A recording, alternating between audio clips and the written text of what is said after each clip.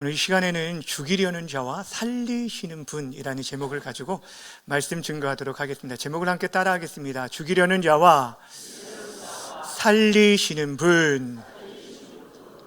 오늘 본문의 말씀을 우리들이 익히 잘 알고 있는 내용으로 현장에서 가늠하다가 잡힌 여인을 두고 예수님과 종교 지도자들 간의 대화를 소개해 주고 있습니다. 오늘 본문에는 세 부류의 등장인물, 주인공이 등장하게 되어지는데, 첫째는 어떻게든 흠을 잡아서 상대를 넘어뜨리고 죽이려는 종교 지도자들이 등장하게 됩니다. 그리고 두 번째는 죄인들을 가르치고 바른 길로 인도해 주시는 살리시는 예수님이 등장하게 되고, 이렇게 죽이려는 자와 살리시는 분 사이에 한 여인이 오늘 본문에 등장하게 됩니다. 오늘 말씀을 통해서 우리 자신은 지금 어떤 자리에 서 있는지를 함께 생각해 보려고 합니다. 나는 지금 어떻게든 다른 사람을 걸려 넘어뜨리려는 자인지, 아니면 다른 사람의 허물을 덮어주고 세워주고 살리려는 자인지, 또한 새 생명을 얻은 자로 이 땅 가운데 거룩함으로 살아가는 자인지, 이런 질문들을 가지고 오늘 본문의 말씀을 함께 살펴보면서 이 본문의 죽음의 현장이 어떻게 생명의 놀라운 역사로 바뀌게 되었는지 말씀의 은혜를 함께 나누길 원합니다. 먼저 죽이려는 자인 종교 지도자를 함께 살펴보려고 합니다. 오늘 본문의 바로 앞장인 7장은 유대인들이 예수님을 죽이려는 그 사건으로부터 시작이 되어집니다. 그 발단은 5장에서 우리가 보았듯이 베데스다 연못에 있었던 38년 된 병자를 예수님께서 치유해 주셨는데, 그날이 어떤 날이었냐면 안식일이었어요. 여러분, 당시 종교 지도자들은 38년 동안 질병으로 고생하던 사람이 자유함을 얻은 것에 대한 기쁨보다는 안식일을 어겼다라는 것을 문제 삼아서 예수님을 대적하게 됩니다. 근데 결정적으로 예수님께서 이 안식일을 어긴 일에 대해서 내 아버지께서 일하시니 나도 일한다 라고 말씀하시면서 하나님을 아버지라고 칭했을 뿐 아니라 하나님과 자신을 동등됨이 여겼다라고 해서 예수님을 죽이려 했던 것입니다. 근데 그런 일들 가운데서도 예수님께서는 자신을 숨기지 아니하고 드러내놓고 이 초막절 절기의 성전에서 가르치셨어요. 그분의 가르침의 그 놀라운 권위로 인해서 사람들이, 믿는 자들이 있게 되었는데, 여러분, 사람들의 관심이 예수님께 쏟아지게 되자 이 종교 지도자들이 굉장히 위기의식을 느끼게 된 것입니다. 그래서 급기야 아랫사람들을 보내서 예수님을 잡아오도록 시켰는데, 이 아랫사람들조차도 예수님의 말씀을 듣고 그 말씀의 권위에 압도당해서 감히 손을 대지 못하게 되어지죠. 결국에 이제 이 종교 지도자들이 직접 예수님을 걸려 넘어뜨릴 함정을 파게 됩니다. 그 내용이 바로 오늘 본문이에요. 이들이 현장 중에 그 가늠하다가 잡힌 여인을 잡아와서 예수님 앞에 세워놓게 되어집니다. 근데 오늘 본문에 보면 3절에 보면, 여러분, 그동안에는 바리새인들이 앞장서서 그 일들을 감당했는데 서기관, 즉 율법의 전문가인 서기관까지 동원된 것을 보게 됩니다. 이것은 율법 조항을 가지고 예수님을 걸려 넘어뜨리려고 했다는 것을 알 수가 있습니다.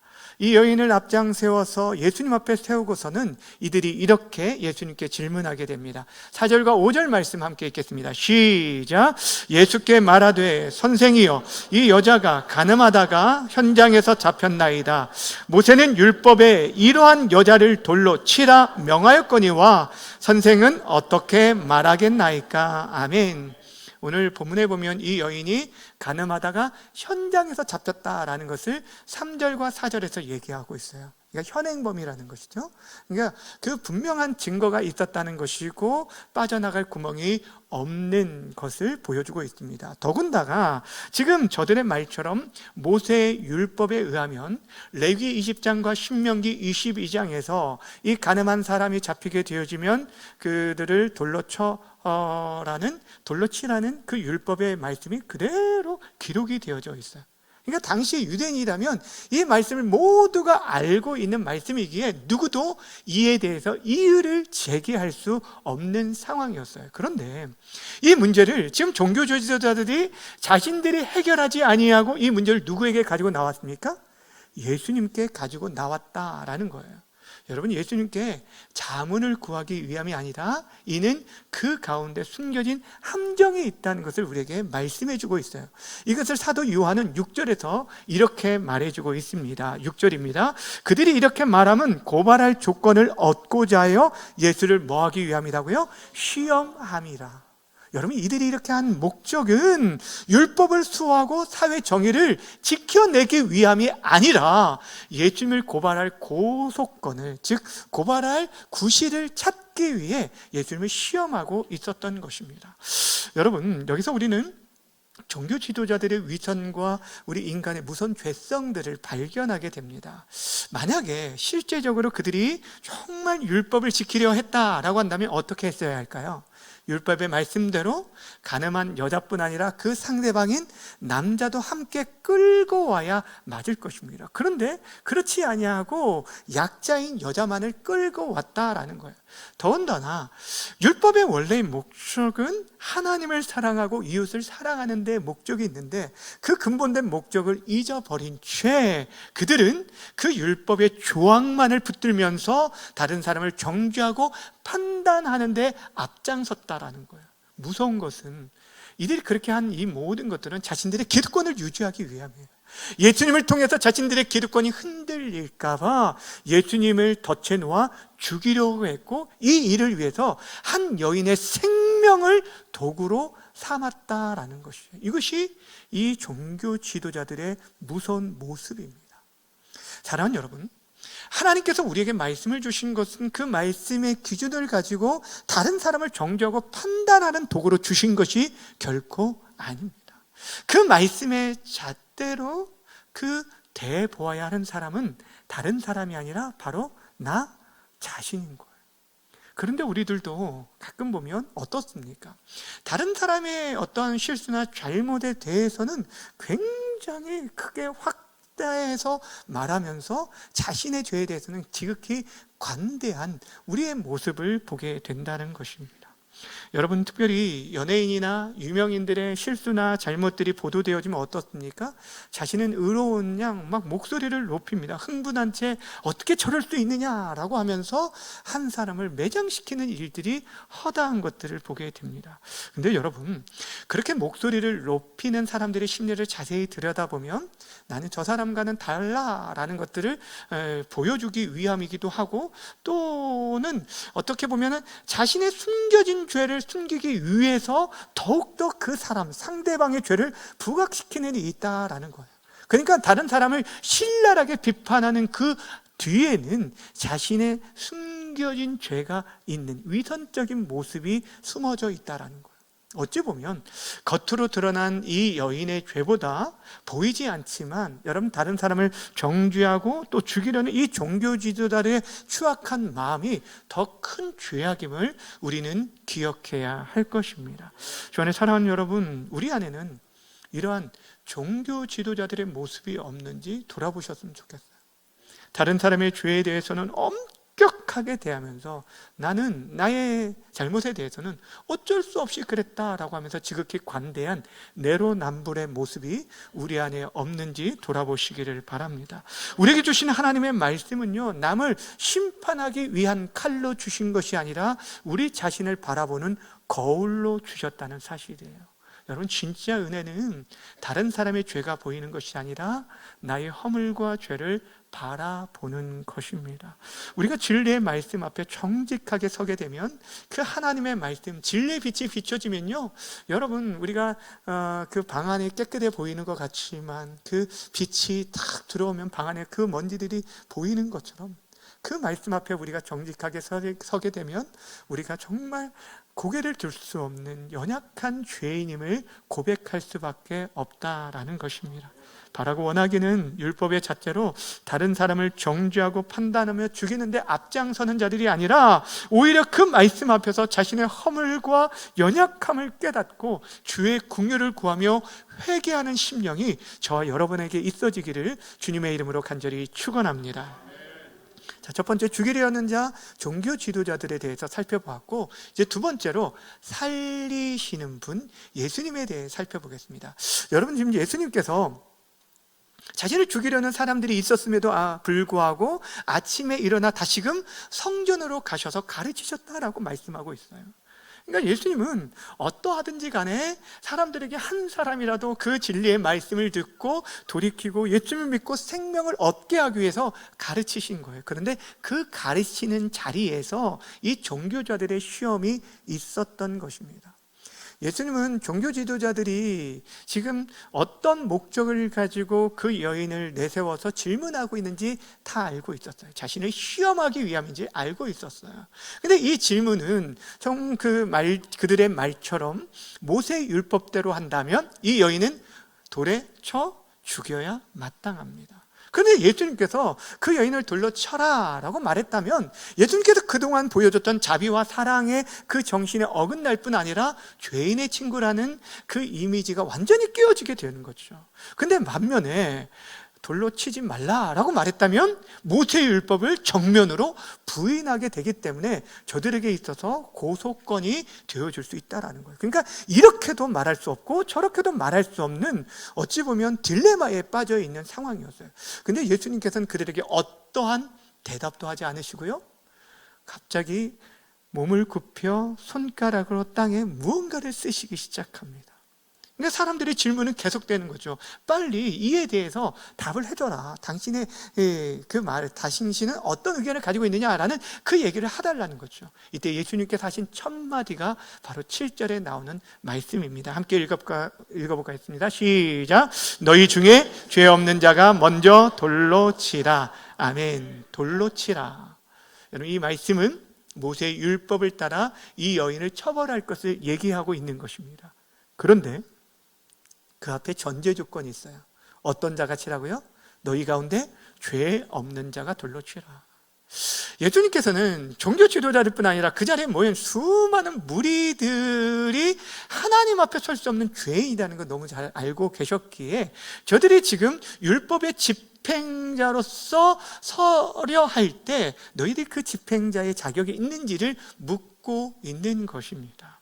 여러분, 그리고 나서 예수님께서 다시 몸을 굽혀서 땅에 글을 쓰셨다라고 말을 하는데, 그때 이 사람들이 예수님의 이 말씀에 양심의 가책을 받게 돼요. 그래서 하나씩 떠나게 되는데 나중에는 모두가 떠나고 예수님과 이 여인만 남게 되어진 거예요. 예수님께서 그 여인에게 얘기합니다. 너를 고발하던 자들이 어디 있느냐. 여인이 둘러보고 아무도 없게 주여 없나이다.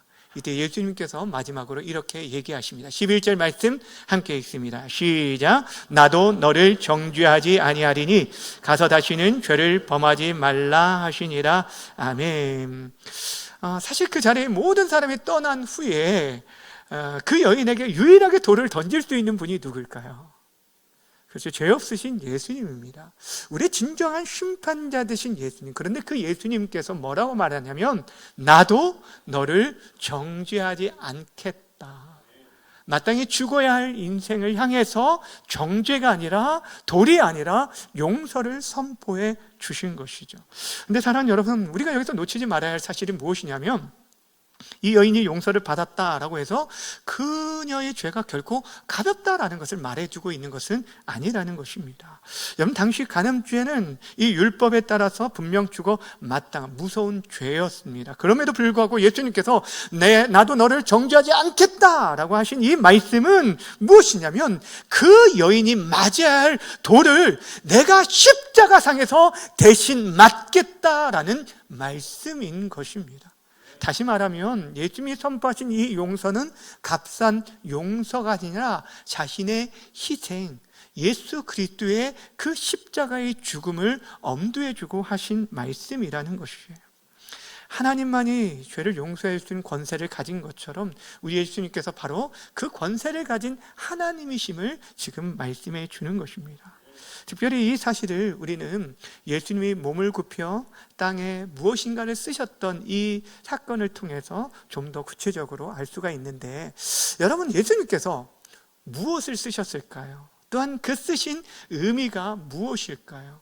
많은 사람들이 여러 가지 추측을 하지만 사실 어떤 글을 쓰셨는지 누구도 알 수는 없습니다. 그런데 분명하게 알 수 있는 게 한 가지가 있어요. 성경 전체에 보면 하나님께서 친히 손으로 무언가를 쓰신 사건이 나오게 됩니다. 출애굽기 31장에 나오게 되는데, 하나님께서 시내산에서 모세에게 율법을 주시면서 그 율법의 핵심되는 십계명의 말씀을 돌판에 써 주셨다라고 우리에게 말씀하고 있어요. 그런데 이스라엘 백성들이 그 언약의 말씀을 받기도 전에 어떤 일이 있었냐면, 산 아래에서 금송아지 우상을 섬기게 되어지고 산에 내려온 이 모세가 그 광경을 보고 돌판을 던져서 깨트리게 되죠. 근데 하나님께서는 저들을 포기하지 아니하시고 다시금 돌판을 두 번째 써서 저들에게 주셨다라는 거예요. 여러분, 오늘 본문에 예수님께서 땅에 글을 쓰시고 다시 글을 쓰신 이 장면이 바로 그 모습과 연결되어진다라는 것입니다. 특별히 출애굽기 34장에 보면 두 번째 율법의 이 돌판을 써주실 때 하나님께서 자신에 대해서 이렇게 말씀하셨어요. 34장 6절과 7절, 중요한 말씀이니까 크게 읽겠습니다. 시작. 여호와라 여호와라, 자비롭고 은혜롭고 노하기를 더디하고 인자와 진실이 많으신 하나님이라, 인자를 1000대까지 베풀고 악과 과실과 죄를 용서하리라. 아멘. 하나님께서 두 번째 돌판을 주시면서 이 자비를 선포하시면서 주시게 되어진 것이죠. 사랑하는 여러분, 그리고 나서 이 두 돌판을 어디에 보관하라고 말씀하시냐면 언약궤, 법궤라고 말하는 언약궤 안, 상자 안에 보관하게 하셨어요. 근데 여러분 알다시피 이 언약궤에는 이 십계명의 두 돌판 외에 또 다른 것이 있었습니다. 세 가지가 있었는데, 첫 번째는 십계명의 두 돌판이 있었고, 두 번째는 아론의 쌍난 지팡이 있었고, 세 번째는 만나 항아리가 있었습니다. 근데 여러분, 이 세 가지가 이스라엘 백성의 대표적인 죄를 상징한다는 걸 아십니까? 그러니까 이 두 돌판은 바로 우상숭배의 죄를 상징하는 것이라고 말할 수 있고, 아론의 쌍난 지팡이를 넣게 된 것은 이스라엘 백성들의, 특별히 지도자들의 교만을 상징하는 것이죠. 그리고 만나 항아리는 이들이 하나님께서 주신 것에 대한 불평과 또 불신에 대한 것을 상징하는 것으로 보관하게 하신 것이 바로 이 세 가지입니다. 그것이 상자에 넣고 그것을 언약궤를 덮는데 그 뚜껑을 가리켜서 속죄소라고 부릅니다. 뭐라고 부른다고요? 속죄소예요. 그러니까 1년에 한 번씩 대제사장이 쥐성소 휘장을 지나서 그 언약궤 위에 속죄소에 피를 뿌리게 되어지고, 그때 하나님께서 모든 이스라엘 백성들의 죄를 사하시고 내가 너희를 만나주겠다라고 약속해 주신 것이 바로 이 속죄소입니다. 예수님께서 지금 이제 내가 친히 그 속죄소가 되어 나의 보혈로 너의 모든 죄를 덮어주겠다라고 말씀해 주고 있는 거예요. 이 여인을 향해서 나도 너를 정죄하지 아니하겠다라고 말씀하신 것은 예수님께서 친히 자신의 피로 그 여인의 모든 수치와 죄를 덮어주실 것을 말씀해 주고 있는 것입니다. 사랑하는 여러분, 그러기에 우리 주님의 속죄의 사역은 결코 값싼 동정과 값싼 용서가 아니라는 거예요. 엄청난 희생을 통해 이루어진 것. 사실 우리들이 다른 사람에 대한 잘못과 죄에 대해서 판단하고 정죄하는 것은 여러분 가르쳐주지 않아도 너무너무 잘하죠. 그런데 다른 사람을 품어주고 덮어주고 용서하는 것은 결코 쉬운 일이 아닌 것은, 왜냐하면 우리의 본성을 거스르는 일이기 때문이고, 더 나아가서 그만큼 희생이 따르는 일이기 때문입니다. 그렇지만 주님의 보혈로 우리가 덮어짐을 경험하게 되어질 때 그 은혜에 의해서 우리는 또한 다른 사람을 그렇게 섬기고 용서하고 품어주고 사랑할 수 있게 되어지는 것이에요. 이것이 우리 주님께서 우리에게 말씀하신 복음의 능력입니다. 주의 사랑하는 여러분, 여러분은 어떻습니까? 다른 사람의 죄와 잘못에 대해서 쉽게 드러내고 판단하고 정죄하고 내 목소리를 높이는, 그렇게 다른 사람을 죽이려는 자에 가까운지, 아니면 다른 사람의 허물을 덮어주고 용서하고 그들을 살리려는 그런 자인지. 사랑하는 여러분, 우리들에게 먼저 필요한 것은 속죄의 은혜를 경험하는 것. 우리 주님의 보혈이 아니고서는 우리 자신이 서 있을 수 없다라는 것을 깨닫고 그 은혜가 우리 가운데 부어질 때, 또 그 은혜를 경험하게 되어질 때 우리들이 다른 사람을 세워줄 수 있어요. 모든 사람들이 손가락질하고 우리를 외면한다라고 할지라도, 모든 사람들이 정죄의 돌을 들고 우리에게 던지려 할지라도 우리 대신 앞서 맞아주시고 그 모든 우리 허물들을 덮어주신 예수 그리스도, 그 보혈 앞으로 나아가시길 바랍니다. 그 은혜를 힘입을 때만이 비로소 우리는 다른 영혼들을 우리들이 품어주고 섬기고 사랑할 수 있게 되어지는 거예요. 바라고 원하기는 오늘 그 십자가의 깊은 사랑 안에서 나를 살리신 주님의 은혜를 가지고 다른 사람을 살려내는 진정한 복음의 통로들이 다 되어지시기를 주님의 이름으로 간절히 축원합니다. 이제 마지막으로 죽이려는 자와 살리시는 분 사이에 서 있는 한 여인을 함께 살펴보길 원합니다. 이 여인은 가늠하다가 현장에서 잡혀오게 되었어요. 여러분, 어떻게 변명할 수도 없고 또 숨길 수도 없는 상태에서 많은 사람들에게 둘러싸여서 자신이 벌거벗은 것처럼 모든 죄가 낱낱이 드러나게 되었습니다. 얼마나 부끄러웠을까요? 그 수치심으로 정말 쥐구멍이라도 있으면 숨고 싶은 그런 마음이었을 텐데, 근데 그 마음에 그 수치심보다 더 컸던 것은 죽음에 대한 두려움이었을 거예요. 율법에 의해서 돌에 던져져야 하는 그런 상황, 아니 이미 사람들이 그 손에 돌을 들고 있었을지도 모릅니다. 그런 가운데 예수님의 이제 말 한마디로 그가 죽을 수도 있고 살 수도 있는 그 운명의 갈림길 가운데 서 있었는데, 예수님의 말 한마디로 그 모든 분위기가 바뀌게 되었어요. 너희 가운데 죄 없는 자가 돌로 치라. 이 말씀 앞에서 많은 사람들이, 모든 사람들이 그 양심의 가책을 받고 떠나게 되었어요. 그리고 그 여인과 둘이 딱 남았을 때 유일하게 그 여인에게 돌을 던질 수 있었던 예수님께서 오히려 용서를 선포해 주신 거예요. 나도 너를 정죄하지 아니하겠다. 여러분, 이 말씀을 들었을 때 그 현장에 있었던 이 여인은 어땠을까요? 아마 정말 그 일생 평생에 정말 각인되어지는 잊지 못할 그런 사건이었을 거예요. 그 말씀이 그를 살리게 된 생명이 되었을 것이에요.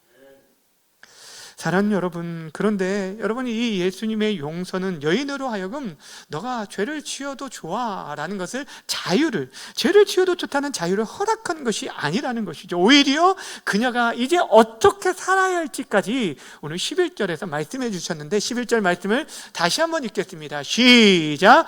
나도 너를 정죄하지 아니하노니 가서 다시는 죄를 범하지 말라. 아멘. 다시는 죄를 범하지 말라라고 말씀하고 있는 거예요. 그 죄에서 돌이키라는 것이죠. 그리고 이제는 새 생명 얻은 자답게 거룩함으로 살아갈 것을 그에게 요구하고 있다라는 거예요. 여기서 중요한 게 무엇이냐면, 예수님께서 이 여인에게 다시는 죄를 범하지 말라라고 말씀하시기 전에 먼저 나도 너를 정죄하지 않겠다라고 하면서 용서와 사랑을 선포하셨다라는 것이에요. 여러분, 이 용서와 사랑이 먼저였다라는 것을 기억하시길 바랍니다. 만약에 너가 다시는 죄를 짓지 말라, 그러면 내가 너를 정죄하지 않겠다라고 말씀해 주었다라고 한다면, 여러분, 이 여인은 평생의 그 죄책감에 시달리며 해결받지 못한 채 살 수밖에 없었을 거예요. 그런데 깊은 용서를 경험하게 된 것, 깊은 사랑을 경험하게 되어진 것입니다. 사랑하는 여러분, 그러게 우리에게 진짜 필요한 것은 다른 것이 아니에요. 깊은 용서를 경험한 인생이 달라지게 되어지는 것입니다. 여러분, 정말 그 은혜를 경험한 사람이 변화되는 거예요. 은혜는요, 우리로 하여금 죄를 지어도 좋다라는 것을 말하는 것이 아니에요. 죄를 가볍게 여기는 것이 아니라 오히려 죄를 끊어내는 능력이 그 안에 있음을 믿으시길 바랍니다. 그래서 우리에게 필요한 게 뭐냐면 예수님의 십자가의 그 은혜가 우리 심령 가운데 아로 새겨지는 거예요.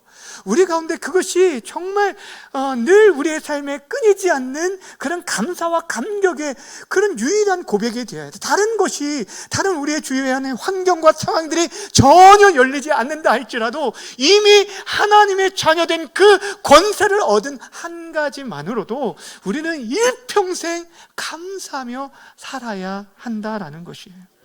사랑하는 여러분, 십자가의 은혜와 사랑을 깊이 아는 자는요, 더 이상 죄를 가볍게 여기지 않고 죄를 가까이 할 수 없다는 거예요. 오히려 이전의 옛사람의 모습을 벗어버리고 빛 대신 예수 그리스도를 따라 그분과 함께 걸어가게 되는 거예요. 그래서 오늘 본문의 다음 절인 12절에 보시면 예수님께서 자신을 계시하시면서 이렇게 말씀해 주셨습니다. 12절 마지막으로 함께 큰 소리로 읽습니다. 시작. 나는 세상의 빛이니 나를 따르는 자는 어둠에 다니지 아니하고 생명의 빛을 얻으리라. 아멘. 여러분, 용서받은 자는 더 이상 어둠에 다니지 아니하고 빛 대신 예수님을 따라 그분과 함께 걸어가게 될 것을 말씀해 주고 있습니다. 오늘 성경은 이 여인이 그 위에 어떻게 살았는지 우리에게 기록해 주고 있지는 않습니다. 근데 확실한 것은 이전과 같은 삶을 살지 않았을 거라는 거죠. 그 분명한 것은 그녀는 자신의 삶을 돌이키고 정말 새 생명 얻은 자답게 거룩함으로 주님을 섬기며 살았을 것이 분명합니다. 사랑하는 여러분, 기억하시길 바랍니다. 우리 모두는요, 본문의 여인처럼 율법의 정죄를 받아 죽어 마땅한 자들이라는 것이죠. 근데 우리 모두가 이 여인처럼 속죄도 되신 예수님의 보혈로 모든 죄와 수치가 가려지게 되었다는 거예요. 우리가 맞아야 할 돌을 예수님께서 친히 대신 맞으시고 정죄와 심판과 조롱을 다 대신 하심으로 말미암아 우리가 평화와 나음과 생명을 얻게 되어진 것이에요. 그러게 이제 그 은혜에 합당한 거룩한 삶을 사시기를 바랍니다. 더 이상 주님이 주신 새 생명과 그 자유를 육체의 기회로 사용하지 말고 오히려 다른 사람을 살리는 믿음의 사람들이 되시기를 바랍니다.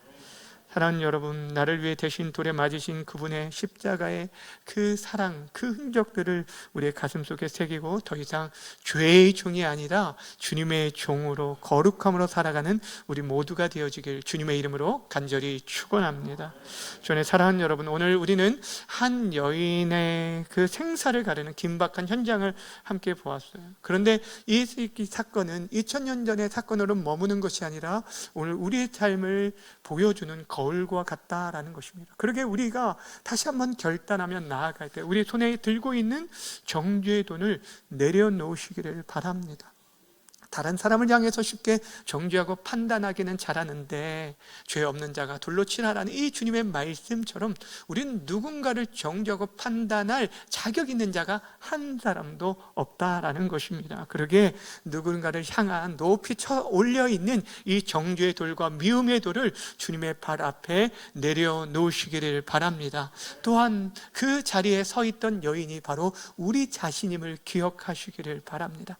사실 우리가 들키지 않아서 그렇지, 여러분, 우리의 마음 가운데 얼마나 추악한 죄악들이 가득한지, 그것이 만약에 다른 사람에게 비춰질 수 있다라고 한다면 여러분, 우리 가운데 어떻게 감히 이 자리에 설 수 있겠습니까?